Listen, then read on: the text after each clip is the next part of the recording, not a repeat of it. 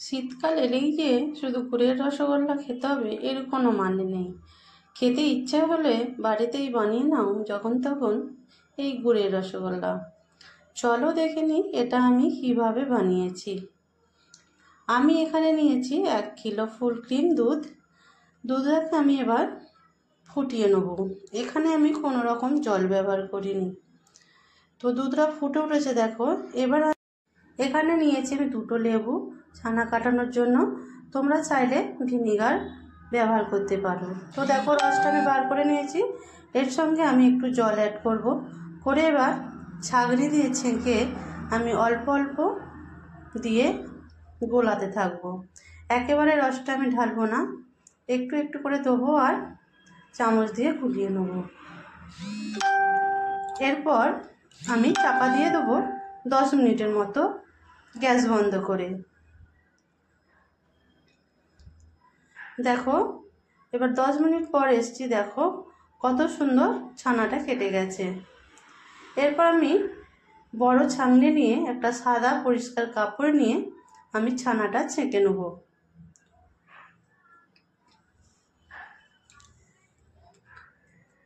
ছানাটা ছাঁকা হয়ে গেলে আমি এবার সাদা জল দিয়ে 2 থেকে 3 বার ভালো করে ধুয়ে নেব।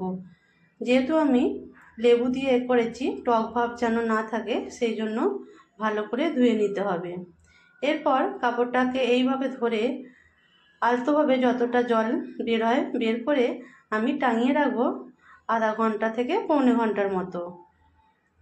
এবার অন্যদিকে কি করব, আমি এটা বানাবো প্রেসার কুকারে। তাই এখানে নিয়েছি 2 গ্লাস জল আর নেব 350 গ্রাম গুড়।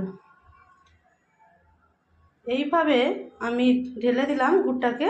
এবার চাপাটা দিয়ে দেবো এবং ওপরে দেখো লিডটাকে যে ঢাকনের এটা থাকে ওটা আমি খুলে দিয়েছি।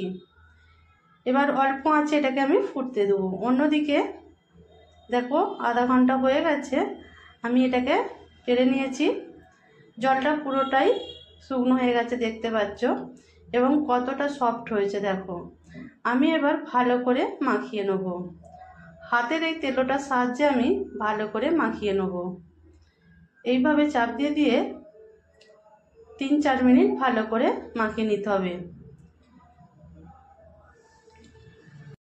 এরপর এর ওপরে আমি দিয়ে দেবো 1 চামচ কর্নফ্লাওয়ার। কর্নফ্লাওয়ার যদি বাড়িতে না থাকে তোমরা 1 চামচ ময়দাও ব্যবহার করতে পারো। কর্নফ্লাওয়ারটা দিয়ে ভালো করে মাখানো হয়ে গেছে। এরপর আমি গোল গোল বল বানিয়ে নেব। ছোট বড় যেমন মনে হবে তোমরা বানিয়ে নিও। এইভাবে আমি সব বলগুলোকে বানিয়ে নিলাম।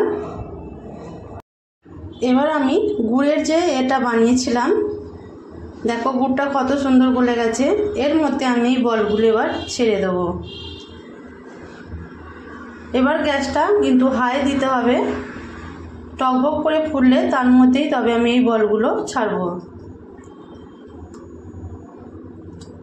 এই রসগোল্লার বলগুলো ছাড়ার পর আমি এটা 5 থেকে 7 মিনিট চাপা দিয়ে রেখে দেবো। এবার দেখো দেখো কতটা এরই মধ্যে ফুলে গেছে, দেখতেই পাচ্ছ। এবার আমি একটা এরকম হাতা নিয়ে হাতার পিছন দিকটা দিয়ে আমি এইভাবে রসগোল্লাটাকে ঘুরিয়ে ঘুরিয়ে উল্টে নেব। এইভাবে আমি কিছুক্ষণ ফুটতে দেবো। দেখো কত সুন্দর হয়ে গেছে। আমি গ্যাসটা বন্ধ করে দিলাম। এবার একটা জায়গার মধ্যে আমি রসগোল্লাগুলোকে তুলে নেব। এতটাই সফট হয়েছিল দেখতেই পাচ্ছ। তো রেসিপিটা কেমন লাগলো অবশ্যই জানিও, আর বাড়িতে তোমরা বানিয়ে দেখো কেমন লাগলো কমেন্টে জানিও। আবারও আসবো আগামী দিনে নতুন কোনো ভিডিও নিয়ে। ধন্যবাদ।